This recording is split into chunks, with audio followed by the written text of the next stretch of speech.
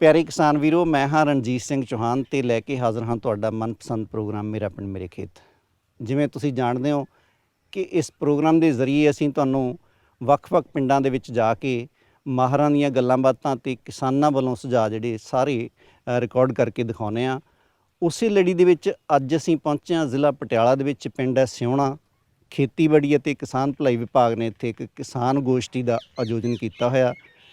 Doctor Jaswant ਰਾਏ, ਮੁੱਖ ਖੇਤੀਬਾੜੀ ਅਫਸਰ ਪਟਿਆਲਾ, ਉਹਨਾਂ ਦੀ ਸਰਪ੍ਰਸਤੀ ਦੇ ਹੇਠ ਇਹ ਕਿਸਾਨ ਗੋਸ਼ਟੀ ਪਿੰਡ ਦੇ ਵਿੱਚ ਸਥਾਪਿਤ ਕੀਤੀ ਹੋਈ ਹੈ, ਜਿੱਥੇ ਮਹਿਕਮੇ ਦੇ ਵੱਖ-ਵੱਖ ਵਿਸ਼ਿਆਂ ਦੇ ਮਾਹਰ ਵੀ ਸਾਡੇ ਵਿਚਕਾਰ ਖੜ੍ਹੇ ਨੇ ਤੇ ਨਾਲ ਹੀ ਖੜ੍ਹੇ ਨੇ ਪਿੰਡ ਦੇ ਕਿਸਾਨ ਵੀਰ।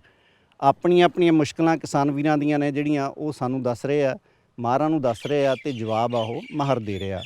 ਸੋ ਆਪਾਂ ਤੁਹਾਨੂੰ ਅੱਜ ਇਸ ਪ੍ਰੋਗਰਾਮ ਦੇ ਜ਼ਰੀਏ ਕੁਦਰਤੀ ਸਰੋਤਾਂ ਦੀ ਸਾਂਭ ਸੰਭਾਲ ਸੰਬੰਧੀ ਜਾਣਕਾਰੀ ਦਿਵਾਵਾਂਗੇ ਕਿ ਕਿਸ ਤਰ੍ਹਾਂ ਵਿਭਾਗ ਆਪਣੇ ਉਪਰਾਲੇ ਕਰ ਰਿਹਾ, ਕਿਸਾਨ ਵੀਰਾਂ ਨੂੰ ਦੱਸ ਰਿਹਾ ਕਿ ਆਪਾਂ ਸਾਡੀ ਗੰਧਲੇ ਹੋ ਰਹੇ ਇਹਨਾਂ ਕੁਦਰਤੀ ਸਰੋਤਾਂ ਨੂੰ ਕਿਵੇਂ ਬਚਾਈਏ, ਤੇ ਮਾਹਰ ਆ ਜਿਹੜੀਆਂ ਉਹਨਾਂ ਨੂੰ ਇਸ ਸੰਬੰਧੀ ਆ ਰਹੀਆਂ ਦਰਪੇਸ਼ ਮੁਸ਼ਕਲਾਂ ਨੇ ਉਹਨਾਂ ਨੂੰ ਦੱਸ ਰਿਹਾ ਤੇ ਕੀ ਹੱਲ ਇਹਦਾ ਕੱਢਿਆ ਜਾਵੇ, ਇਸ ਪ੍ਰੋਗਰਾਮ ਦੇ ਜ਼ਰੀਏ ਆਪਾਂ ਤੁਹਾਨੂੰ ਦਿਖਾਵਾਂਗੇ। ਸੋ ਸਭ ਤੋਂ ਪਹਿਲਾਂ ਮੈਂ ਚੱਲਦਾ ਡਾਕਟਰ ਜਸਵੰਤ ਰਾਏ ਜੀ, ਮੁੱਖ ਖੇਤੀਬਾੜੀ ਅਫਸਰ ਜ਼ਿਲ੍ਹਾ ਪਟਿਆਲਾ, ਉਹਨਾਂ ਦੇ ਕੋਲ। ਡਾਕਟਰ ਸਾਹਿਬ, ਤੁਹਾਡਾ ਸਵਾਗਤ ਹੈ ਜੀ ਸਾਡੇ ਪ੍ਰੋਗਰਾਮ ਦੇ ਵਿੱਚ। ਸਭ ਤੋਂ ਪਹਿਲਾਂ ਸਾਨੂੰ ਇਹ ਦੱਸੋ ਕਿ ਜਿਹੜੇ ਤਿੰਨ ਸਾਡੇ ਕੁਦਰਤੀ ਸਰੋਤ ਨੇ, ਹਵਾ, ਪਾਣੀ ਤੇ ਮਿੱਟੀ, ਅੱਜ ਸਮਾਂ ਆ ਗਿਆ ਇਹਨਾਂ ਨੂੰ ਸਾਂਭਣ ਦਾ, ਕਿਉਂਕਿ ਬਹੁਤਾ ਸਮਾਂ ਨਹੀਂ ਹੈ ਕਿ ਸਾਡਾ ਜਿਹੜਾ ਇਹ ਮੌਸਮ ਆ, ਸਾਡਾ ਇਹ ਵਾਤਾਵਰਨ ਹੈ, ਖਰਾਬ ਹੁੰਦਾ ਜਾ ਰਿਹਾ। ਆਉਣ ਵਾਲੇ ਸਮੇਂ ਦੇ ਵਿੱਚ ਇਹਨੂੰ ਸਾਂਭ ਸੰਭਾਲ ਦੇ ਲਈ ਜ਼ਿਮੀਂਦਾਰਾਂ ਨੂੰ ਤੁਸੀਂ ਕਿਸ ਤਰ੍ਹਾਂ ਪ੍ਰੇਰਿਤ ਕਰ ਰਹੇ ਹੋ?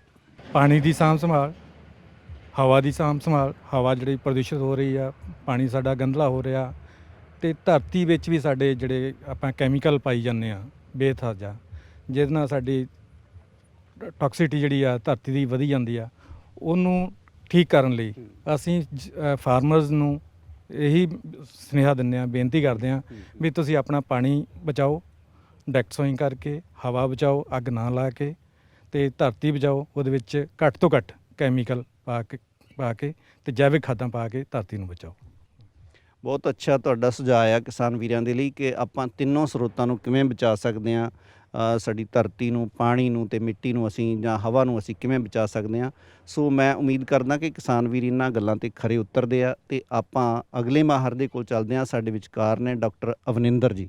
ਜਿਵੇਂ ਆਪਾਂ ਸਾਰੇ ਹੀ ਜਾਣਦੇ ਹਾਂ ਕਿ ਪਾਣੀ, ਆਪਣੀ ਧਰਤੀ ਅਤੇ ਹਵਾ, ਇਹ ਸਾਰੇ ਦੂਸ਼ਿਤ ਹੋ ਚੁੱਕੇ ਨੇ, ਅਤੇ ਇਹਨਾਂ ਦੇ ਲਈ ਅਸੀਂ ਵਿਭਾਗ ਨੇ ਵੱਖ-ਵੱਖ ਉਪਰਾਲੇ ਕੀਤੇ ਹੋਏ ਨੇ ਇਹਨਾਂ ਨੂੰ ਠੀਕ ਕਰਨ ਦੇ ਲਈ।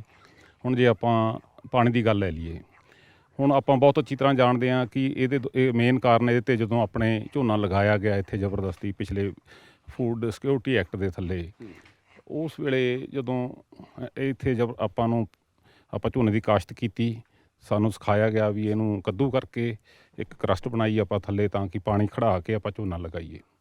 ਉਹ ਲਗਾਤਾਰ ਪ੍ਰੈਕਟਿਸ ਕਰਨ ਦੇ ਨਾਲ ਆਪਣੀ ਕਰਸਟ ਬਣ ਚੁੱਕੀ ਆ, ਬੜਾ ਬੁਰਾ ਹਾਲ ਹੋ ਗਿਆ, ਥੱਲਿਓਂ ਪਾਣੀ ਕੱਢਦੇ ਗਏ ਅਤੇ ਉਹ ਰੀਚਾਰਜ ਨਾ ਹੁੰਦਾ ਗਿਆ। ਹੁਣ ਸਮੇਂ ਦੀ ਲੋੜ ਇੰਨੀ ਪੈ ਗਈ ਹੈ ਕਿ ਹਰ ਸਾਲ ਲਗਭਗ ਸਾਡੇ ਪਟਿਆਲੇ ਜ਼ਿਲ੍ਹੇ 'ਚ 40 ਸੈਂਟੀਮੀਟਰ ਪਾਣੀ ਥੱਲੇ ਚਲਿਆ ਜਾਂਦਾ ਹਰ ਸਾਲ।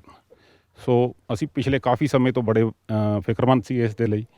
ਫਿਰ ਜਿਵੇਂ ਹੁਣ ਇਸ ਵਾਰ ਗੌਰਮੈਂਟ ਆਫ ਪੰਜਾਬ, ਉਹ ਵੀ ਬਹੁਤ ਜ਼ਿਆਦਾ ਇਸ ਨੂੰ ਪਾਣੀ ਦੇ ਬਚਾਉਣ ਦੇ ਲਈ ਆਪਣੀ ਮੁਹਿੰਮ ਜਿਹੜੀ DSR the, direct sowing of rice, ਤਰ ਬੱਤਰ ਸਿੱਧੀ ਬਿਜਾਈ, ਜਿਹੜੀ ਆਪਾਂ ਕਰ ਰਹੇ ਹਾਂ ਪਿਛਲੇ ਲਗਭਗ 2 ਮਹੀਨਿਆਂ ਤੋਂ, ਤੁਸੀਂ ਕਹਿ ਲਓ, ਜਦੋਂ ਤੋਂ ਆਪਣੇ ਸਾਉਣੀ ਦੇ ਜਦੋਂ ਤੋਂ ਕੈਂਪ ਲੱਗਣੇ ਸ਼ੁਰੂ ਹੋਏ ਨੇ ਨਾ ਜ਼ਿਲ੍ਹਾ ਪੱਧਰ ਦੇ।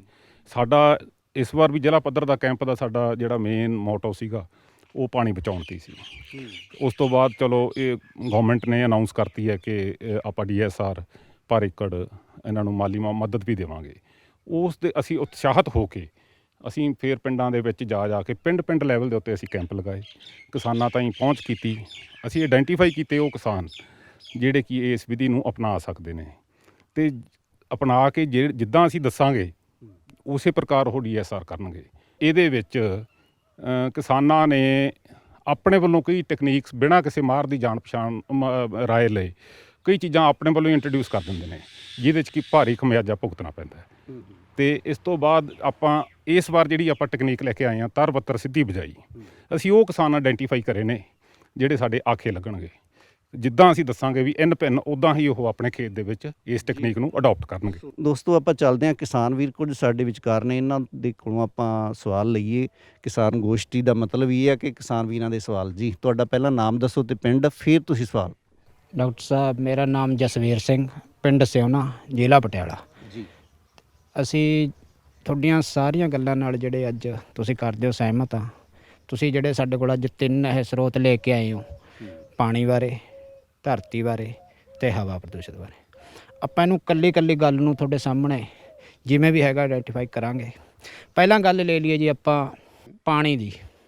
ਪੰਜਾਬ ਨੂੰ 5 ਦਰਿਆਵਾਂ ਦੀ ਦੇਖੋ ਧਰਤੀ ਦੱਸਿਆ ਗਿਆ, ਪਰ ਪੰਜਾਬ ਨੂੰ ਤਾਂ ਇੱਕ ਵੀ ਦਰਿਆ ਦਾ ਪਾਣੀ ਨਹੀਂ ਮਿਲ ਰਿਹਾ। ਪਹਿਲਾ ਨੰਬਰ ਸਰਕਾਰ ਚਾਹੁੰਦੀ ਸਾਨੂੰ ਨਹਿਰੀ ਪਾਣੀ ਦੇਵੇ, ਅਸੀਂ ਥੱਲਿਓਂ ਪਾਣੀ ਕੱਢਣ ਤੋਂ ਰੋਕ ਲਾਈਏ। ਜਿਹੜਾ ਧਰਤੀ ਦੇ ਹੇਠਲਾ ਪਾਣੀ ਅੱਜ ਖਤਮ ਹੋ ਰਿਹਾ, ਉਹ ਕਿਸੇ ਤਰੀਕੇ ਨਾਲ ਬਚਾਇਆ ਜਾ ਸਕੇ। ਤੇ ਦੂਜੀ ਗੱਲ ਆ ਗਈ ਜੀ, ਤੁਸੀਂ ਹਵਾ ਪ੍ਰਦੂਸ਼ਣ ਦੀ ਗੱਲ ਕਰਦੇ ਹੋ। ਕੋਈ ਕਿਸਾਨ ਨਹੀਂ ਚਾਹੁੰਦਾ ਕਿ ਸਾਡੇ ਵੀ ਬੱਚੇ ਨੇ ਵੀ ਹਵਾ ਗੰਦਲੀ ਹੋਵੇ। ਅਸੀਂ ਅੱਗ ਲਾਉਣ ਦੇ ਹੱਕ 'ਚ ਬਿਲਕੁਲ ਨਹੀਂ ਹੈਗੇ, ਪਰ ਉਹਦੇ ਲਈ ਸਰਕਾਰ ਸਾਨੂੰ ਪ੍ਰੋਪਰ ਮਸ਼ੀਨਾਂ ਦੇਵੇ, ਸਾਨੂੰ ਉਹਦਾ ਖਰਚਾ ਦੇਵੇ ਜਿਹੜੀ ਪਰਾਲੀ ਆ ਖੇਤ 'ਚ ਮਿਲਾਉਣ ਵਾਸਤੇ। ਤੇ ਤੀਜੀ ਗੱਲ ਆ ਗਈ ਜਿਹੜੀ ਤੁਹਾਡੀ ਮਿੱਟੀ ਵਾਲੀ। ਮਿੱਟੀ ਨੂੰ ਦੂਸ਼ਿਤ ਹੋਣ 'ਤੇ ਆਪਾਂ ਇੱਕ ਤਰੀਕੇ ਨਾਲ ਰੋਕ ਸਕਦੇ ਹਾਂ। ਜਿਵੇਂ ਮੂੰਗੀ ਦੀ ਫਸਲ ਆ, ਸਾਨੂੰ ਮੂੰਗੀ ਦਾ ਵਾਜਬ ਮੁੱਲ ਮਿਲੇ, ਅਸੀਂ ਮੂੰਗੀ ਬੀਜੀਏ, ਧਰਤੀ ਦੀ ਉਪਜਾਊ ਸ਼ਕਤੀ ਵਧੂਗੀ, ਨਾਈਟ੍ਰੋਜਨ ਫਿਕਸ ਹੋਵੇ। ਅਸੀਂ ਵੀ ਚਾਹੁੰਦੇ ਹਾਂ ਵੀ ਧਰਤੀ ਵੀ ਬਚਾਈਏ, ਪਾਣੀ ਵੀ ਬਚਾਈਏ, ਹਵਾ ਵੀ ਬਚਾਈਏ। ਅਸੀਂ ਸਿੱਧੀ ਬਿਜਾਈ ਕੀਤੀ ਆ, ਪਰ ਸਾਨੂੰ ਦੱਸੋ ਵੀ ਆ 1500 ਰੁਪਈਆ ਕਿਤੋਂ ਲਈਏ ਅਸੀਂ। ਆਪਾਂ ਜ਼ਿਲ੍ਹੇ ਦੇ ਮੁੱਖ ਖੇਤੀਬਾੜੀ ਅਫਸਰ ਨੇ, ਉਹਨਾਂ ਦੇ ਕੋਲ ਚੱਲਦੇ ਹਾਂ। ਇਹਨੇ ਜਿਹੜਾ 1500 ਰੁਪਏ ਵਾਲੀ ਗੱਲ ਕੀਤੀ ਆ ਕਿਸਾਨ ਵੀਰ ਨੇ, ਸਾਡਾ ਇੱਕ ਐਗਰੀ ਮਸ਼ੀਨਰੀ ਨਾਂ ਦਾ ਪੋਰਟਲ ਆ, ਉਹਦੇ ਉੱਤੇ ਜੇ ਉਸ ਪੋਰਟਲ ਦੇ ਥਰੂ ਇਹਨਾਂ ਨੂੰ ਜੇ ਫਾਰਮ ਵੀ ਉੱਥੇ ਮਿਲਦੇ ਆ।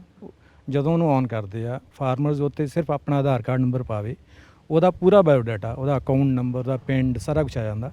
ਉਸ ਤੋਂ ਬਾਅਦ ਉਹਦੇ ਵਿੱਚ ਜਿਸ ਖੇਤ 'ਚ DSR ਕਰਨੀ ਆ ਨਹੀਂ, ਉਸ ਦਾ ਉਹ ਖਸਰਾ ਨੰਬਰ ਪਾ ਦੇਵੇ, ਅਤੇ ਦੈਨ ਉਹਦਾ ਰਕਬਾ ਜਿਹੜਾ ਵੀ ਕਿੰਨੇ ਕਨਾਲ ਅਤੇ ਮਰਲੇ ਉਹਦੇ ਵਿੱਚ ਹੈਗਾ ਉਹ ਪਾ ਦੇਵੇ।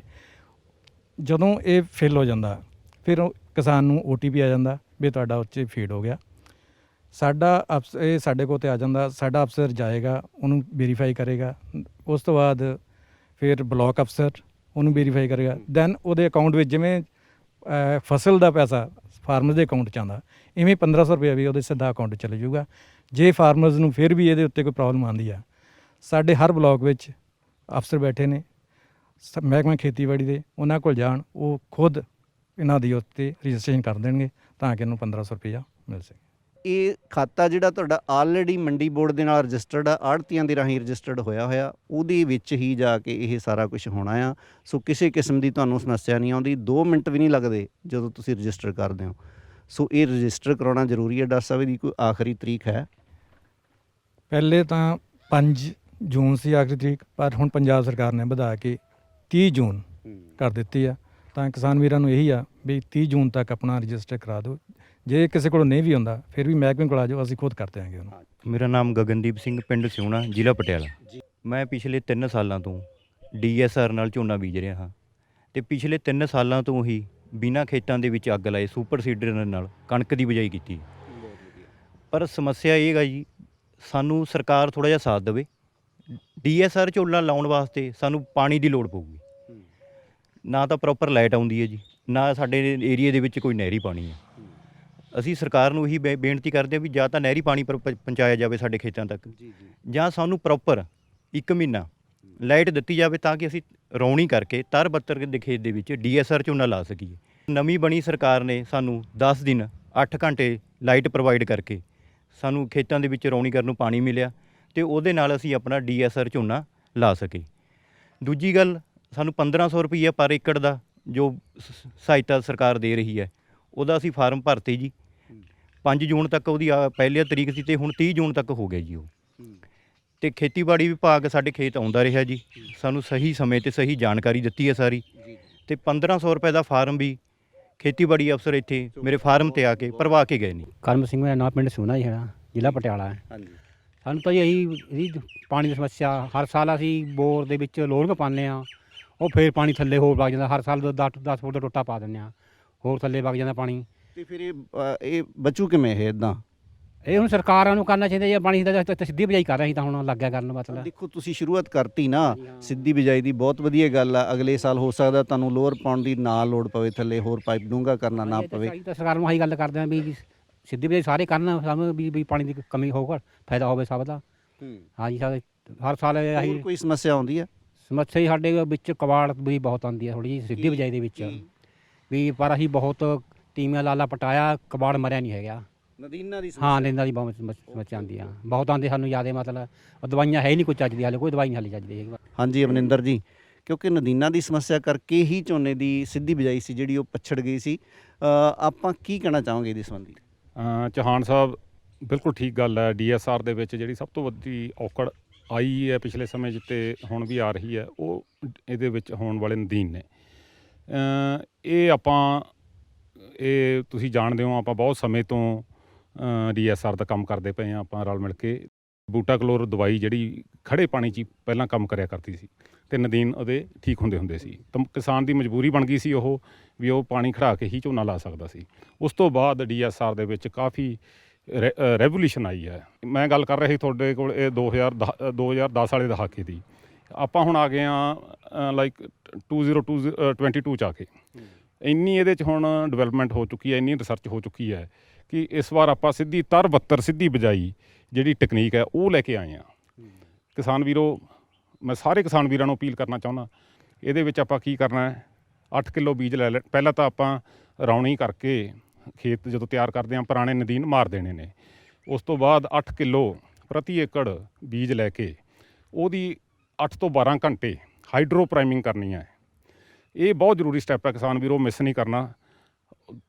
ਇਹ ਜਿਹੜੀ 8 ਤੋਂ 12 ਘੰਟੇ ਆਪਾਂ ਜਿਹੜਾ ਇਹਨੂੰ ਡੋਬ ਕੇ ਰੱਖਦੇ ਹਾਂ ਪਾਣੀ ਦੇ ਵਿੱਚ, ਉਹਦੇ ਨਾਲ ਇਹਦੀ ਸ਼ੈੱਲ ਵੀ ਢਿੱਲੀ ਪੈ ਜਾਂਦੀ ਹੈ ਤੇ ਇਹਦੇ ਸੀਡ ਦੇ ਵਿੱਚ ਜਰਮੀਨੇਸ਼ਨ ਪ੍ਰੋਸੈਸ ਵੀ ਸ਼ੁਰੂ ਹੋ ਜਾਂਦਾ ਹੈ।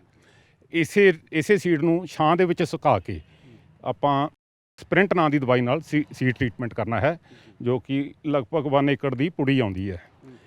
8 ਕਿਲੋ ਨੂੰ ਇੱਕ ਪੁੜੀ ਲੱਗ ਜਾਂਦੀ ਹੈ, 3 ਗ੍ਰਾਮ ਪਰ ਕਿਲੋ ਨੂੰ ਲੱਗਦੀ ਹੈ ਦਵਾਈ। ਸੋ ਆਪਾਂ ਸਪ੍ਰਿੰਟ ਨਾਂ ਨਾਲ ਇਸੇ ਠੰਡੇ ਛਾਂ ਦੇ ਵਿੱਚ ਇਹ ਬੀਜ ਨੂੰ ਢੱਕਣਾ ਨਹੀਂ ਹੈ ਕਦੇ, ਇਹ ਖਿਆਲ ਰੱਖਿਓ। ਇਹ ਜੇ ਢੱਕਤਾ ਤਾਂ ਇਹ ਉੱਗਣ ਲੱਗ ਜੂਗਾ। ਇਹਨੂੰ ਛਾਂ ਦੇ ਵਿੱਚ ਸੁਕਾਉਣਾ ਹੈ ਆਪਾਂ। ਉਸ ਤੋਂ ਬਾਅਦ ਕੀ ਕਰਨਾ, ਫਿਰ ਆਪਾਂ ਜਦੋਂ ਖੇਤ ਦੀ ਤਿਆਰੀ ਕਰਨੀ ਆ ਤਾਂ ਉਹਦੇ ਵਿੱਚ ਜਿਹੜੇ ਆਪਾਂ ਰੌਣੀ ਕਰਕੇ ਨਦੀਨ ਉੱਗਣ ਲਾਤੇ ਸੀ ਜਾਂ ਪਿਛਲੇ ਸਾਲ ਦਾ ਕਰਿਆ ਹੋਇਆ ਬੀਜ ਸੀਗਾ ਝੋਨੇ ਦਾ, ਉਹ ਵਾਹ ਕੇ ਚੰਗੀ ਤਰ੍ਹਾਂ ਮਲੀਆ ਮੇਟ ਕਰ ਦੇਣਾ, ਖੇਤ ਨੂੰ ਅੱਛਾ ਪ੍ਰਪੇਅਰ ਕਰਕੇ। ਫਿਰ ਆਪਾਂ ਜੇ ਤਾਂ ਲੱਕੀ ਸੀਡ ਡਰਿੱਲ ਹੈਗੀ ਹੈ ਤਾਂ ਲੱਕੀ ਸੀਡ ਡਰਿੱਲ ਨਾਲ, ਜਾਂ ਫਿਰ DSR ਵਾਲੀ ਡਰਿੱਲ ਹੈ ਜਿਹੜੀ, ਇਹ ਦੋਨਾਂ ਡਰਿੱਲਾਂ 'ਚ ਸਿਰਫ ਇੰਨਾ ਹੀ ਫਰਕ ਹੈ ਕਿ ਲੱਕੀ ਸੀਡ ਡਰਿੱਲ ਦੇ ਵਿੱਚ ਉਹਦੇ ਨਾਲ ਸਟੰਪ ਨੂੰ ਸਪਰੇਅ ਕਰਨ ਦੇ ਲਈ ਇੱਕ ਨਾਲ ਇਕਵਿਪਮੈਂਟ ਫਿੱਟ ਹੋਇਆ ਹੁੰਦਾ ਹੈ, ਤੇ ਜਿਹੜੀ DSR ਵਾਲੀ ਡਰਿੱਲ ਹੈ ਉਹਦੇ ਵਿੱਚ ਆਪਾਂ ਨੂੰ ਮੈਨੂਅਲੀ ਸਟੰਪ ਦਵਾਈ ਛਿੜਕਣੀ ਪੈਂਦੀ ਹੈ। ਸੋ 8 ਕਿਲੋ ਦਾ ਬੀਜ ਆਪਾਂ ਖੇਤ ਪੂਰੇ 72 ਵਾਲੇ ਖੇਤ 'ਚ ਤਿਆਰ ਕਰਕੇ ਆਪਾਂ ਉਹਨੂੰ ਡਰਿੱਲ ਕਰ ਦੇਣਾ ਹੈ, ਠੀਕ ਹੈ ਜੀ। ਉਹਦੇ ਨਾਲ ਉਹਦੇ ਪਿੱਛੇ ਹੀ ਆਪਾਂ ਇਮੀਡੀਏਟਲੀ ਸਟੰਪ ਦਵਾਈ, ਕਿਸਾਨ ਵੀਰੋ ਸਟੰਪ ਐਕਸਟਰਾ ਨਹੀਂ ਯੂਜ਼ ਕਰਨੀ, ਸਟੰਪ ਹੀ ਯੂਜ਼ ਕਰਨੀ ਹੈ ਇਕੱਲੀ। 1 ਲੀਟਰ ਤੇ 200 ਲੀਟਰ ਪਾਣੀ 'ਚ ਪਰ ਏਕੜ, ਉਹਦੇ ਹਿਸਾਬ ਨਾਲ ਉਹ ਆਪਾਂ ਛਿੜਕਾਅ ਕਰਨਾ ਹੈ। ਤੇ ਇਹ ਖਿਆਲ ਰੱਖਣਾ ਹੈ ਵੀ ਆਪਣੇ ਪੈਰਾਂ ਨਾਲ ਦਵਾਈ ਚੱਕੀ ਨਾ ਜਾਵੇ, ਜਾਂ ਤਾਂ ਆਪਣੇ ਸਾਈਡ 'ਤੇ ਰੱਖ ਕੇ ਦਵਾਈ ਕਰੋ ਜਾਂ ਪੁੱਠੀ, ਜਿਵੇਂ ਆਪਾਂ ਪੁੱਠਾ ਤੁਰ ਕੇ ਸਪਰੇਅ ਕਰੀਏ। ਇਹ ਬਿਲਕੁਲ ਖਿਆਲ ਰੱਖਣਾ ਵੀ ਤੁਹਾਡੇ ਪੈਰ ਜਿਹੜੀ ਛਿੜਕੀ ਹੋਈ ਥਾਂ 'ਤੇ ਪੈਰ ਨਾ ਪੈਣ। ਮੈਡਮ ਜੀ ਤੁਹਾਡਾ ਨਾਮ ਦੱਸ ਦਿਓ ਪਹਿਲਾਂ ਤਾਂ। ਮੇਰਾ ਨਾਮ ਡਾਕਟਰ ਪਰਮਜੀਤ ਕੌਰ, ਖੇਤੀਬਾੜੀ ਵਿਕਾਸ ਅਫਸਰ ਸਰਕਲ ਲੰਗ ਬਲਾਕ ਪਟਿਆਲਾ। ਤੇ ਜਿਵੇਂ ਤੁਹਾਡਾ ਇੱਕ ਕੁਐਸਚਨ ਸੀ ਕਿਸਾਨ ਵੀਰ ਦਾ ਕਿ ਨਦੀਨ ਜਿਹੜੇ ਨਾਸ਼ਕ ਨੇ ਉਹ ਕੰਮ ਨਹੀਂ ਕਰਦੇ। ਦੇਖੋ ਨਦੀਨ ਨਾਸ਼ਕ ਦੇ ਕੁਝ ਕੰਮ ਕਰਨ ਦੇ ਨੁਕਤੇ ਨੇ ਵੀ, ਇੱਕ ਆਪਾਂ ਕਿਹੜੀ ਸਟੇਜ ਤੇ ਕਰ ਰਹੇ ਹਾਂ ਪਹਿਲਾਂ ਤਾਂ ਵੀ ਉਹ 2 ਪੱਤੀ ਤੇ 3 ਪੱਤੀ ਤੇ 4 ਪੱਤੀ ਤੇ, ਤੇ ਉਹ ਜਦੋਂ ਨਦੀਨ 4 ਪੱਤੀ ਟੱਪ ਜਾਂਦਾ ਨਾ ਤਾਂ ਉਸ ਟਾਈਮ ਕੋਈ ਵੀ ਨਦੀਨ ਨਾਸ਼ਕ ਇੰਨਾ ਐਫੀਸ਼ੀਐਂਟਲੀ ਕੰਮ ਨਹੀਂ ਕਰ ਸਕਦਾ ਕਿ ਉਹ 100% ਰਿਜ਼ਲਟ ਦੇ ਸਕੇ। ਤੇ ਮੁੱਖ ਦੀ ਗੱਲ ਜਿਹੜੇ ਕਿਸਾਨ ਵੀਰ ਗਲਤੀ ਕਰਦੇ ਨੇ ਕਿ 50% ਮੈਂ ਦੇਖਿਆ ਜਿੰਨਾ ਵੀ ਮੇਰਾ ਫੀਲਡ ਐਕਸਪੀਰੀਅੰਸ ਹੈ ਕਿ ਢੋਲੀ ਦਾ ਹਿਸਾਬ ਕਿਤਾਬ ਕਰ ਲੈਂਦੇ, ਢੋਲੀ ਦੇ ਨਾਲ ਹੀ 35 ਰੁਪਏ 40 ਰੁਪਏ ਪ੍ਰਤੀ ਢੋਲੀ ਦੇ ਹਿਸਾਬ ਨਾਲ ਉਹ ਕਰ ਲੈਂਦੇ। ਉਹ ਮੋਟਰ ਤੇ ਪਾਣੀ ਦਵਾਈ ਘੋਲਦੇ ਨੇ। ਉਸ ਟਾਈਮ ਮਿਨੀਮਮ ਮੇਰੇ 30-40% ਜ਼ਿਮੀਂਦਾਰ ਨੇ ਜੋ ਜਾ ਕੇ ਪਰਸਨਲੀ ਚੈੱਕ ਕਰਦੇ ਨੇ। ਅਦਰਵਾਈਜ਼ ਢੋਲੀ ਨੂੰ ਦਵਾਈ ਫੜਾਤੀ, ਉਹਨੇ ਕਿੰਨਾ ਪਾਣੀ ਲਾਇਆ, ਕਿੰਨੀ ਦਵਾਈ ਲਾਈ, ਕਿਹੜੀ ਨੋਜ਼ਲ ਵਰਤਦੀ, ਇਹ ਨਹੀਂ ਚੈੱਕ ਕੀਤਾ ਜਾਂਦਾ। ਤੇ ਇੱਥੇ ਮੋਟਾ ਆਪਣਾ 60% ਜਿਹੜਾ ਹੈਗਾ ਨਦੀਨ ਨਾਸ਼ਕ ਦਾ ਜਿਹੜਾ ਰਿਜ਼ਲਟ ਹੈ ਉਹ ਇੱਥੇ ਡਾਊਨ ਹੋ ਜਾਂਦਾ, ਕਿਉਂਕਿ ਆਪਾਂ ਕਿੰਨਾ ਇਹ ਚੀਜ਼ ਕਿਸ ਟਾਈਮ ਤੇ ਆਪਾਂ ਸਪਰੇਅ ਕਰ ਰਹੇ ਹਾਂ, ਕਿਹੜੀ ਸਟੇਜ ਤੇ ਕਰ ਰਹੇ ਹਾਂ ਤੇ ਕਿੰਨਾ ਘੋਲ ਬਣਾ ਰਹੇ ਹਾਂ, ਤੇ ਜਿਹੜੀ ਯੂਨੀਵਰਸਿਟੀ ਵੱਲੋਂ ਸਿਫਾਰਿਸ਼ ਮਾਤਰਾ ਉਹ ਕਿੰਨੀ ਪਾ ਰਹੇ ਨੇ, ਕਿੰਨੇ ml ਰਿਕਮੈਂਡਡ ਹੈ ਜਾਂ ਕਿੰਨੇ ਗ੍ਰਾਮ ਰਿਕਮੈਂਡਡ ਹੈ, ਉਹ ਚੀਜ਼ ਜਦ ਤੱਕ ਨਹੀਂ ਆਪਾਂ ਪੂਰੀ ਤਰ੍ਹਾਂ ਫੋਲੋ ਕਰ ਸਕਦੇ, ਆਪਾਂ ਕਹਿ ਨਹੀਂ ਸਕਦੇ ਕਿ ਇਹ ਜਿਹੜਾ ਨਦੀਨ ਨਾਸ਼ਕ ਹੈ ਇਹ ਕੰਮ ਨਹੀਂ ਕਰਦਾ ਜਾਂ ਇਹ ਦਵਾਈ ਨਕਲੀ ਹੈ ਜਾਂ ਜੋ ਵੀ ਹੈ। ਕਿਉਂਕਿ ਜਦ ਅਸੀਂ ਕੈਂਪ ਲਾਉਂਦੇ ਹਾਂ ਸਿੱਧਾ ਜ਼ਿਮੀਂਦਾਰ ਇਹ ਕਹਿੰਦੇ ਨੇ ਵੀ ਦਵਾਈਆਂ ਨਹੀਂ ਅਸਰ ਕਰਦੀਆਂ ਜੀ, ਦਵਾਈਆਂ ਡੁਪਲੀਕੇਟ ਆ ਰਹੀਆਂ ਨੇ। ਤੁਹਾਡਾ ਕੀ ਨਾਮ ਹੈ ਜੀ? ਸਰ ਜਸ਼ਨਦੀਪ ਕੌਰ, ਖੇਤੀਬਾੜੀ ਵਿਕਾਸ ਅਫਸਰ। ਕੀ ਕਹਿਣਾ ਚਾਹੋਗੇ ਕਿ ਕਿਸਾਨ ਵੀਰ ਆ ਜਿਹੜੇ ਜਦੋਂ ਛਿੜਕਾ ਫੋਨ ਤੇ ਕਹਿ ਦਿੱਤਾ ਦੁਕਾਨਦਾਰ ਨੂੰ ਵੀ ਮੇਰੇ 2 ਏਕੜਾਂ ਦੀ ਸਪਰੇਅ ਕਰਵਾ ਦਿਓ, ਕੀ ਉਹਨਾਂ ਨੂੰ ਸੁਝਾਅ ਦੇਣਾ ਚਾਹੋਗੇ? ਦੇਖੋ ਜੀ, ਇਹੀ ਸੁਝਾਅ ਹੈ ਕਿ ਤੁਹਾਡੀ ਆਪਣੀ ਜ਼ਮੀਨ ਹੈ, ਤੁਹਾਡਾ ਆਪਣਾ ਹੀ ਖੇਤ ਹੈ, ਇਸ ਨੂੰ ਆਪਣੇ ਹੀ ਨਿੱਜੀ ਤੌਰ ਤੇ ਵਿਜ਼ਿਟ ਕਰਕੇ ਜਿਸ ਤਰ੍ਹਾਂ ਸਿਫਾਰਿਸ਼ ਕੀਤੀ ਜਾਂਦੀ ਹੈ ਉਸੇ ਤਰ੍ਹਾਂ ਹੀ ਕਰਵਾਉਣਾ ਚਾਹੀਦਾ ਹੈ। ਇਸ ਤਰ੍ਹਾਂ ਨਾਲੇ ਤਾਂ ਪੈਸੇ ਦੀ ਬਰਬਾਦੀ ਹੈ ਜੀ, ਨਾਲੇ ਤੁਹਾਡੀ ਜ਼ਮੀਨ ਦੀ ਬਰਬਾਦੀ ਹੈ ਓਵਰ ਯੂਜ਼ ਆਫ ਪੈਸਟੀਸਾਈਡ ਕਰਕੇ। ਤੋ ਇਹੀ ਬੇਨਤੀ ਹੈ ਕਿ ਤੁਸੀਂ ਜਿਸ ਤਰ੍ਹਾਂ ਸਿਫਾਰਿਸ਼ ਕੀਤੀ ਜਾਂਦੀ ਹੈ, ਜਿਹੜੀ ਟੈਕਨੀਕ ਦੀ ਸਿਫਾਰਿਸ਼ ਕੀਤੀ ਜਾਂਦੀ ਹੈ ਉਸੇ ਨਾਲ ਹੀ ਛਿੜਕਾਅ ਹੈ, ਜੋ ਵੀ ਨਦੀਨ ਨਾਸ਼ਕ ਹੈ ਜਾਂ ਕੋਈ ਪੈਸਟੀਸਾਈਡ ਹੈ ਉਸ ਦਾ ਉਵੇਂ ਹੀ ਕਰਨਾ ਚਾਹੀਦਾ ਹੈ। ਇੱਕ ਕਿਸਾਨ ਵੀਰ ਹੋਰ ਨੇ ਮੇਰੇ ਨਾਲ, ਇਹਨਾਂ ਤੋਂ ਆਪਾਂ ਇਹਨਾਂ ਦਾ ਸਵਾਲ ਪੁੱਛਦੇ ਹਾਂ ਜੀ। ਤੁਹਾਡਾ ਨਾਮ ਦੱਸ ਦਿਓ ਪਹਿਲਾਂ। ਨਾਮ ਰਣਧੀਰ ਸਿੰਘ ਆ ਜੀ, ਮੈਂ ਸਿਉਣੇ ਪਿੰਡ ਆ ਜੀ ਮੇਰਾ। ਜੀ। ਚਲੋ ਅਸੀਂ ਇਹ ਬੇਨਤੀ ਕਰਦੇ ਹਾਂ ਸਰਕਾਰ ਅੱਗੇ ਵੀ ਜਿਹੜਾ ਝੋਨਾ ਜੀ ਇਹ ਹੈ ਤਾਂ ਮਤਲਬ ਪਾਣੀ ਬਹੁਤ ਡੂੰਘਾ ਜਾ ਰਿਹਾ ਦਿਨ ਪਰ ਦਿਨ। ਬੇਨਤੀ ਕਰਦੇ ਹਾਂ ਸਰਕਾਰ ਨੂੰ ਵੀ ਜੇ ਬਾਕੀ ਫਸਲਾਂ ਤੇ ਵੀ MSP ਦੇਵੇ, ਮੂੰਗੀ ਤੇ ਹੋ ਗਏ, ਗੰਨੇ ਤੇ ਹੋ ਗਏ, ਸਬਜ਼ੀਆਂ ਭਾਜੀਆਂ ਤੇ ਹੋਵੇ ਤਾਂ ਇੱਧਰ ਧਿਆਨ ਜਾ ਸਕਦਾ ਜ਼ਿਮੀਂਦਾਰਾਂ ਦਾ। ਹੁਣ ਪਾਣੀ ਦਿਨ ਪਰ ਦਿਨ ਬਹੁਤ ਡੂੰਘੇ ਹੋ ਰਹੇ, ਜਿਹਦੇ 15 ਦੀ ਮੋਟਰ ਅਗਲੇ ਸਾਲ ਨੂੰ 20 ਦੀ ਪਾਉਂਦਾ ਤਾਂ 10 ਫੁੱਟ ਦਾ ਟੋਟਾ ਪਾ ਕੇ ਨੀਚੇ ਪਹੁੰਚਾਉਣਾ ਜੀ। ਪਾਣੀ ਇੰਨੀ ਦੂਰ ਜਾ ਰਿਹਾ। ਹੁਣ ਆਪਣੀ ਜ਼ਮੀਨ ਆ ਜੀ ਇੱਧਰ ਦੇਵੀਗੜ੍ਹ ਰੋਡ ਤੇ 50 ਬਿੱਗੇ ਠੇਕੇ ਦੀ ਹੋਈ ਸਨ, ਬਾਕੀ ਇੱਥੇ ਕਰਦੇ ਹਾਂ। 20 ਦੀ ਮੋਟਰ ਪਾਈ ਹੋਈ ਸੀ, ਐਤਕੀ ਮੈਨੂੰ ਕਹਿੰਦੇ ਪਾਣੀ ਦਾ ਸਰਦਾ ਨਹੀਂ, ਬੜੀ ਪਾ ਕੇ ਜਾਓ। 25 ਦੀ ਪਾ ਕੇ ਆਏ ਆ ਜੀ, ਹੁਣ ਅੱਗੇ ਨੂੰ ਕਹਿਣਗੇ 30 ਦੀ ਪਾਓ। ਪਾਣੀ ਦਿਨ ਬ ਦਿਨ ਨੀਚੇ ਜਾ ਰਿਹਾ ਨਾ, ਉਹਦਾ ਅਸੀਂ ਇਹ ਚਾਹੁੰਦੇ ਹਾਂ, ਬੇਨਤੀ ਕਰਦੇ ਹਾਂ ਸਰਕਾਰ ਅੱਗੇ ਵੀ ਤੁਸੀਂ ਬਾਕੀ ਫਸਲਾਂ ਤੇ MSP ਦਿਓ, ਜਿਹੜਾ ਜ਼ਿਮੀਂਦਾਰਾਂ ਦਾ ਧਿਆਨ ਆਪਣੇ ਆਪੇ ਦੂਜੇ ਪਾਸੇ ਚਲਾ ਜਾਵੇ ਤੇ ਸਾਨੂੰ ਪ੍ਰੋਫਿਟ ਹੋਵੇ ਵਧੀਆ ਜੀ। ਡਾਕਟਰ ਸਾਹਿਬ, ਸਰਕਾਰ ਕੀ ਕਰੇ, ਕੀ ਕਹਿਣਾ ਚਾਹੋਗੇ ਇਸ ਸੰਬੰਧੀ? ਵੈਸੇ ਸਰਕਾਰ ਨੇ ਵੀ ਇਸ ਵਾਰੀ ਜਿਹੜਾ ਮੂੰਗੀ ਦਾ ਰੇਟ 7275 ਰੁਪਏ ਪ੍ਰੋਕਿਉਰਮੈਂਟ ਤੇ ਰੱਖ ਲਿਆ ਵੀ ਅਸੀਂ ਖੁਦ ਖਰੀਦਾਂਗੇ। ਉਹਦੇ ਲਈ ਜ਼ਿਲ੍ਹਾ ਪਟਿਆਲਾ ਵਿੱਚ ਇੱਕ ਪਟਿਆਲਾ ਮੰਡੀ ਤੇ ਦੂਜੀ ਪਾਤੜਾ ਮੰਡੀ ਦੇ ਵਿੱਚ ਇਹਦੀ ਖਰੀਦ ਕੀਤੀ ਜਾਣੀ ਆ। ਕਿਸਾਨ ਵੀਰਾਂ ਨੂੰ ਇਹੀ ਆ ਸਾਡਾ ਸੁਝਾਅ ਵੀ ਹੁਣ ਜਿਹੜੀ ਆਉਣ ਵਾਲੀ ਮੂੰਗੀ ਆ, ਮੂੰਗੀ ਵੱਧ ਲਾਈ ਜਾਵੇ। ਇਹ MSP ਜਿਹੜੀ ਆ ਉਹ 'ਤੇ ਵੀ ਇਵੇਂ ਰਹੇਗੀ, 7275 ਬਰਕਰਾਰ ਰਹੇਗੀ, 7275 ਰੁਪਏ ਪਰ ਕੁਇੰਟਲ। ਅਤੇ ਇਹਦੇ ਨਾਲ ਸਾਡੇ ਪਾਣੀ ਦਾ ਬਚਾਅ ਵੀ ਆ, ਹਵਾ ਦਾ ਬਚਾਅ ਵੀ ਆ, ਸਾਡੀ ਜ਼ਮੀਨ ਦਾ ਬਚਾਅ ਵੀ ਆ। ਜ਼ਮੀਨ ਵਿੱਚ ਵੀ ਸਾਡੀ ਜਿਹੜੀ ਫਰਟੀਲਿਟੀ ਉਹਦੀ ਇੰਪਰੂਵ ਹੁੰਦੀ ਆ, ਹਵਾ ਵੀ ਸਾਡੀ ਗੰਧਲੀ ਨਹੀਂ ਹੁੰਦੀ, ਉਹਦੇ ਉੱਤੇ ਛਿੜਕਾਅ ਵੀ ਬਹੁਤ ਘੱਟ, ਨਿੰਦਣਨਾਸ਼ਕ ਵੀ ਬਹੁਤ, ਦੂਜੇ ਜਿਹੜੇ ਆਪਣੇ ਵੀਡੀਜ਼ ਪੈਸਟੀਸਾਈਡ ਆ ਉਹ ਵੀ ਬਹੁਤ ਘੱਟ ਸਪਰੇਅ ਹੁੰਦੇ ਆ। ਇਸ ਲਈ ਮੇਰੇ ਤਾਂ ਕਿਸਾਨ ਵੀਰਾਂ ਨੂੰ ਇਹੀ ਅਪੀਲ ਆ ਵੀ ਝੋਨੇ ਥੱਲੇ ਰਕਬਾ ਕੱਢ ਕੇ ਬਾਸਮਤੀ ਥੱਲੇ ਜਾਂ ਮੂੰਗੀ ਥੱਲੇ ਜਾਂ ਮੱਕੀ ਥੱਲੇ, ਇਹਦੇ ਥੱਲੇ ਵੱਧ ਤੋਂ ਵੱਧ ਰਕਬਾ ਲਿਆਂਦਾ ਜਾਵੇ ਤਾਂ ਜੋ ਅਸੀਂ ਇਹਨਾਂ ਤਿੰਨਾਂ ਹੀ ਸਰੋਤਾਂ ਨੂੰ ਬਚਾ ਸਕੀਏ। ਮੈਨੂੰ ਲੱਗਦਾ ਵੀ ਹਰੀ ਖਾਦ ਜ਼ਮੀਨ ਨੂੰ ਬਚਾਉਣ ਦੇ ਲਈ ਕੋਈ ਕਰਦਾ ਤੁਹਾਡੇ ਚੋਂ, ਕੀ ਕਹਿਣਾ ਚਾਹੋਗੇ? ਹਾਂਜੀ ਭਾਜੀ। ਹਾਂਜੀ ਸਰ, ਮੈਂ 1 ਏਕੜ ਦੇ ਵਿੱਚ ਆਰਗੈਨਿਕ ਖੇਤੀ ਸ਼ੁਰੂ ਕੀਤੀ ਸੀ, ਪਰ ਪ੍ਰੋਬਲਮ ਇਹ ਆ ਸਰ, ਆਰਗੈਨਿਕ ਨਾ ਤਾਂ ਮਿੱਟੀ ਕਰਾਉਣ ਦਾ, ਨਾ ਜਿਹੜੀ ਆਪਾਂ ਆਰਗੈਨਿਕ ਫਸਲ ਕੀਤੀ ਹੈ, ਚਾਹੇ ਕਣਕ ਆ, ਸਬਜ਼ੀ ਹੈ ਜਾਂ ਚਾਵਲ ਆ, ਉਹਨੂੰ ਆਰਗੈਨਿਕ ਹੈਗੀ ਜਾਂ ਨਹੀਂ ਹੈਗੀ ਚੈੱਕ ਕਰਾਉਣ ਦਾ ਪਲੇਟਫਾਰਮ ਨਹੀਂ ਕਿਤੇ ਮਿਲਿਆ ਸਾਨੂੰ। 5 ਸਾਲ ਤੋਂ ਮੈਂ ਹੁਣ ਵੀ ਕਰ ਰਿਹਾ, ਪਰ ਅੱਜ ਤੱਕ ਕੋਈ ਇਹੋ ਜਿਹਾ ਪਲੇਟਫਾਰਮ ਨਹੀਂ ਸਾਨੂੰ ਮਿਲਿਆ ਜਿੱਥੇ ਅਸੀਂ ਜਾ ਕੇ ਆਪਣੀ ਫਸਲ ਚੈੱਕ ਕਰਾ ਸਕੀਏ ਵੀ ਇਹ ਆਰਗੈਨਿਕ ਬਣ ਗਈ ਕਿ ਨਹੀਂ ਬਣੀ। ਹਾਂਜੀ ਅਮਰਿੰਦਰ ਜੀ। ਦੇਖੋ ਵੀਰ ਜੀ, ਤੁਹਾਡਾ ਬਹੁਤ ਦਰੁਸਤ ਸਵਾਲ ਹੈ, ਪਰ ਇਹ ਤੁਸੀਂ ਨਾ ਜਦੋਂ ਆਪਾਂ ਆਰਗੈਨਿਕ, ਵੈਸੇ ਤਾਂ ਧਰਤੀ ਨੂੰ ਆਰਗੈਨਿਕ ਕਰੀਦਾ, ਉਹਦੇ ਵਿੱਚ ਫਿਰ ਕੋਈ ਵੀ ਪ੍ਰੋਡਿਊਸ ਲਾਵਾਂਗੇ ਨਾ ਉਹ ਆਰਗੈਨਿਕ ਹੀ ਵੱਜੇਗੀ। ਪਰ ਜੇ ਤੁਸੀਂ ਇਹਨੂੰ ਸਰਟੀਫਾਈ ਕਰਾਉਣਾ ਹੈ ਜਾਂ ਇਹਨੂੰ ਟੈਸਟ ਕਰਾਉਣਾ ਹੈ, ਉਸ ਤੋਂ ਪਹਿਲਾਂ ਆਪਣੇ ਇੰਡੀਆ ਦੇ ਵਿੱਚ ਲਗਭਗ 12 ਇੱਕ ਸਰਟੀਫਿਕੇਸ਼ਨ ਏਜੰਸੀਜ਼ ਨੇ, ਉਹਨਾਂ ਨਾਲ ਆਪਾਂ ਨੂੰ ਰਾਬਤਾ ਕਰਨਾ ਪੈਂਦਾ ਹੈ। ਸੀਜ਼ਨ ਸ਼ੁਰੂ ਹੋਣ ਤੋਂ ਪਹਿਲਾਂ ਹੀ ਆਪਣਾ ਰਕਬਾ ਰਜਿਸਟਰ ਕਰਾਉਣਾ ਪੈਂਦਾ ਹੈ। ਉੱਥੇ ਉਹਨਾਂ ਦੀ ਜਿਹੜੀ ਚਾਰਜਿਸ ਨੇ ਉਹ ਭਰਾਉਣੇ ਪੈਂਦੇ ਨੇ। ਫਿਰ ਉਹ ਫਿਰ ਸਮੇਂ-ਸਮੇਂ ਸਿਰ ਤੁਹਾਡੇ ਫੀਲਡ ਵਿਜ਼ਿਟ ਕਰਦੇ ਨੇ ਅਤੇ ਅੰਤ ਦੇ ਵਿੱਚ ਜਦੋਂ ਤੁਹਾਡੀ ਪ੍ਰੋਡਿਊਸ ਤਿਆਰ ਹੋ ਜਾਂਦੀ ਹੈ ਤਾਂ ਫਿਰ ਉਹ ਸਰਟੀਫਾਈ ਵੀ ਕਰਦੇ ਨੇ। ਇਹ ਤੁਹਾਨੂੰ ਖਿਆਲ ਰੱਖਿਓ, ਇਹ ਸੀਜ਼ਨ ਸ਼ੁਰੂ ਹੋਣ ਤੋਂ ਪਹਿਲਾਂ ਉਹਨਾਂ ਨਾਲ ਰਾਬਤਾ ਰੱਖਣਾ ਪੈਂਦਾ ਹੈ। ਆਪਾਂ ਨੂੰ ਜੈਪੁਰ ਦੇ ਵਿੱਚ ਇੱਕ ਸਰਟੀਫਿਕੇਸ਼ਨ ਏਜੰਸੀ ਆ, ਬੜਾ ਨੇੜੇ ਪੈਂਦੀ ਹੈ। ਇਸ ਤਰ੍ਹਾਂ ਹੀ ਗੂਗਲ ਕਰੋਗੇ ਤੁਹਾਨੂੰ ਪਤਾ ਲੱਗ ਜਾਊਗਾ, 12 ਪ੍ਰਕਾਰ ਦੀਆਂ ਇੰਡੀਆ ਦੇ ਵਿੱਚ ਸਰਟੀਫਿਕੇਸ਼ਨ ਏਜੰਸੀਜ਼ ਨੇ ਜਿਨ੍ਹਾਂ ਦੀ ਮਾਨਤਾ ਸਾਰੀ ਦੁਨੀਆ ਦੇ ਵਿੱਚ ਹੈ। ਸੋ ਉਹ ਇੱਕ ਸਰਟੀਫਿਕੇਸ਼ਨ ਏਜੰਸੀ ਨੂੰ ਟਾਈ ਅਪ ਕਰਨਾ ਬਹੁਤ ਜ਼ਰੂਰੀ ਹੋ ਜਾਂਦਾ ਹੈ। ਅਤੇ ਬਾਕੀ ਜੇ ਤੁਸੀਂ ਬਿਕੋਜ਼ ਇਹ ਬਹੁਤ ਸਰਟੀਫਿਕੇਸ਼ਨ ਕਰਾਉਣਾ ਬਹੁਤ ਮਹਿੰਗਾ ਹੁੰਦਾ, ਪਰ ਜੇ ਤੁਸੀਂ ਇਲਾਕੇ ਦੇ ਵਿੱਚ ਲੋਕੀ ਤੁਹਾਨੂੰ ਭਲੀ ਭਾਂਤੀ ਜਾਣਦੇ ਨੇ, ਤੁਹਾਡੇ 'ਤੇ ਵਿਸ਼ਵਾਸ ਕਰਦੇ ਨੇ, ਤਾਂ ਤੁਸੀਂ ਟਰੁੱਥਫੁਲੀ ਲੇਬਲ ਕਰਕੇ ਵੀ ਹਾਂ TL ਕਰਕੇ ਵੀ this is a organic product, ਵੀ ਤੁਹਾਨੂੰ ਤੁਹਾਡਾ ਵਿਸ਼ਵਾਸ ਹੋਵੇ ਲੋਕਾਂ 'ਚ, ਤਾਂ ਤੁਸੀਂ ਉਸ ਤਰ੍ਹਾਂ ਵੀ ਵੇਚ ਸਕਦੇ ਹੋ। ਬਹੁਤਾ ਕਿਸਾਨ ਇਸ ਤਰ੍ਹਾਂ ਹੀ ਆਰਗੈਨਿਕ ਵੇਚ ਰਹੇ ਨੇ ਬਿਕੋਜ਼ ਸਰਟੀਫਿਕੇਸ਼ਨ ਚੌਹਾਨ ਸਾਹਿਬ ਕਾਫੀ ਮਹਿੰਗਾ ਪੈ ਜਾਂਦਾ ਹੈ। ਹਾਂਜੀ ਤੁਹਾਡਾ ਨਾਮ ਦੱਸਿਓ ਜੀ। ਮਹਿੰਦਰ ਸਿੰਘ ਹੈ ਜੀ। ਕਦੇ ਮਿੱਟੀ ਮੁੱਟੀ ਟੈਸਟ ਕਰਾਈ ਖੇਤ ਦੀ? ਅਸੀਂ ਜੀ ਕਰਾਈਏ ਜੀ। ਕਿੱਦਾਂ ਉਹਦੇ ਨਾਲ ਫਾਇਦਾ ਹੋਇਆ ਫਿਰ?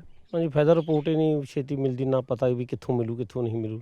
ਅੱਛਾ, ਤੇ ਨਹੀਂ ਮਿੱਟੀ ਦਾ ਸੈਂਪਲ ਕਿੱਥੇ ਦਿੱਤਾ ਸੀ? ਉਰੇ ਆ ਗਿਆ ਤਾਂ ਕੋਈ ਫਿਰਦਾ ਜਿਹੜਾ ਮਹਿਕਮੇ ਵਾਲਾ ਬੰਦਾ, ਅੱਛਾ, ਉਹ ਫਿਰ ਮੁੜ ਕੇ ਨਾ ਉਹ ਆਇਆ ਨਾ ਸਾਨੂੰ ਜਾਣਾ। ਨੰਬਰ ਨਹੀਂ ਦੇ ਕੇ ਗਏ? ਹਾਂਜੀ ਨੰਬਰ ਨਹੀਂ ਲਈ ਸੋ ਸਾਨੂੰ। ਤੁਹਾਡਾ ਜਿਹੜਾ ਮਿੱਟੀ ਦਾ ਸੈਂਪਲ ਸੀ ਉਹ ਆਪਾਂ ਜਵਾਬ ਲੈਣੇ ਆ ਡਾਕਟਰ ਸਾਹਿਬ ਤੋਂ। ਆਪਾਂ ਚੱਲਦੇ ਹਾਂ ਜ਼ਿਲ੍ਹੇ ਦੇ ਮੁੱਖ ਖੇਤੀਬਾੜੀ ਅਫਸਰ ਡਾਕਟਰ ਜਸਵੰਤ ਰਾਏ ਜੀ ਦੇ ਕੋਲੇ ਜੀ। ਪਟਿਆਲੇ ਵਿੱਚ ਸਾਡੀਆਂ 4 ਮਿੱਟੀ ਪਰਖ ਦੀਆਂ ਲੈਬ ਆ ਜੀ, ਜਿਨ੍ਹਾਂ ਵਿੱਚੋਂ ਪਟਿਆਲਾ, ਰਾਜਪੁਰਾ, ਨਾਭਾ ਤੇ ਸਨੌਰ ਸ਼ਾਇਦ, ਜੀ, ਇਹ 4 ਲੈਬ ਆ ਜਿੱਥੇ ਅਸੀਂ ਮਿੱਟੀ ਟੈਸਟ ਕਰਦੇ ਹਾਂ। ਹੂੰ। ਜਿਹੜੇ ਜਿਵੇਂ ਕਿਸਾਨ ਭਰਾ ਨੇ ਕਿਹਾ ਵੀ ਸਾਨੂੰ ਰਿਪੋਰਟ ਨਹੀਂ ਮਿਲੀ, ਸਾਡਾ ਜਿਵੇਂ ਹੁਣ ਸੀਜ਼ਨ ਚੱਲਦਾ ਇਹਦਾ ਮਿੱਟੀ ਉਹ ਲੈਣ ਦਾ ਉਹਦੇ ਨਮੂਨੇ ਲੈਣ ਦਾ, ਜੀ। ਅਸੀਂ ਖੇਤਾਂ 'ਚੋਂ ਨਮੂਨੇ ਲੈਂਦੇ ਹਾਂ। ਹੂੰ।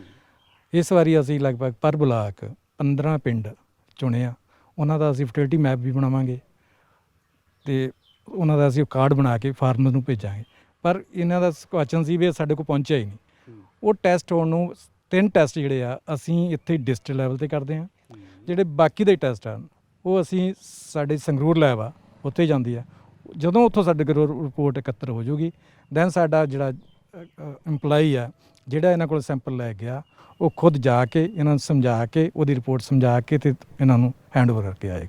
ਪੰਜਾਬ ਦੇ ਵਿੱਚ ਆਉਣ ਵਾਲੇ ਸਮੇਂ ਦੇ ਵਿੱਚ ਕਿਸਾਨ ਵੀਰਾਂ ਨੂੰ ਹਵਾ, ਪਾਣੀ ਅਤੇ ਮਿੱਟੀ ਨੂੰ ਸੁਧਾਰਨ ਦੇ ਲਈ ਜਾਂ ਇਹਨਾਂ ਨੂੰ ਬਚਾਉਣ ਦੇ ਲਈ ਕੀ ਸੁਨੇਹਾ ਦਿਓਗੇ ਤੁਸੀਂ? ਕੀ ਕਿਸਾਨ ਵੀਰ ਆਉਣ ਵਾਲੇ ਸਮੇਂ ਦੇ ਵਿੱਚ ਕਰਨ? ਦੇਖੋ, ਸਭ ਤੋਂ ਪਹਿਲਾਂ ਜਿਹੜੀ ਪਾਣੀ ਦਾ ਮੁੱਦਾ ਹੈ, ਪਾਣੀ ਨੂੰ ਬਚਾਉਣ ਲਈ ਆਪਾਂ ਨੂੰ ਸਭ ਤੋਂ ਪਹਿਲਾਂ ਜ਼ਰੂਰੀ ਹੈ ਵੀ ਆਪਾਂ ਸਾਰੇ DSR ਝੋਨੇ ਵੱਲ ਤੁਰੀਏ ਤੇ ਸਰਕਾਰ ਵੀ ਸਾਥ ਦੇਵੇ, ਜ਼ਿਮੀਦਾਰ ਭਰਾ ਵੀ ਸਾਰੇ ਇਹ ਚੀਜ਼ ਨੂੰ ਅਪਣਾਉਣ। ਉਸ ਤੋਂ ਬਾਅਦ ਦੀ ਗੱਲ ਆ ਜਾਂਦੀ ਹੈ ਜੀ ਹਵਾ ਦੀ। ਜੀਰੀ ਵੱਢਣ ਤੋਂ ਬਾਅਦ ਜਿਹੜੀ ਰਹਿੰਦ ਖੂੰਹਦ ਨੂੰ ਆਪਾਂ ਅੱਗ ਲਾਉਂਦੇ ਹਾਂ ਜੀ, ਸਰਕਾਰ ਮਸ਼ੀਨਰੀ ਪ੍ਰੋਵਾਈਡ ਕਰੇ ਜੀ। ਬਿਲਕੁਲ। ਸਬਸਿਡੀ ਪਿਛਲੇ 2 ਸਾਲਾਂ ਤੋਂ ਸਬਸਿਡੀ ਨਹੀਂ ਆ ਰਹੀ। ਸਬਸਿਡੀ ਦਾ ਕਾਰਨ ਕੀ ਹੈ? 1000 ਜ਼ਿਮੀਦਾਰ ਨੇ ਫਾਰਮ ਭਰਤੇ, ਲਾਟਰੀ ਸਿਸਟਮ ਨਿਕਲ ਜਾਂਦਾ ਜੀ। ਉਹ ਲਾਟਰੀ ਸਿਸਟਮ ਕਿਉਂ ਨਿਕਲਦਾ? ਜੇ 1000 ਫਾਰਮ ਚਾਹੁੰਦਾ ਵੀ ਅਸੀਂ ਅੱਗ ਨਾ ਲਾਈਏ ਤਾਂ ਹੀ ਉਹ ਫਾਰਮ ਭਰਿਆ ਉਹਨੇ ਮਸ਼ੀਨਰੀ ਲੈਣ ਲਈ, ਪਰ ਉਹਦੇ ਵਿੱਚੋਂ 200 ਦੀ ਲਾਟਰੀ ਨਿਕਲ ਗਈ ਤੇ 800 ਫਾਰਮ ਕੀ ਕਰੂਗਾ ਪਿੱਛੇ? ਉਹਨੇ ਅੱਗ ਲਾਊਗਾ।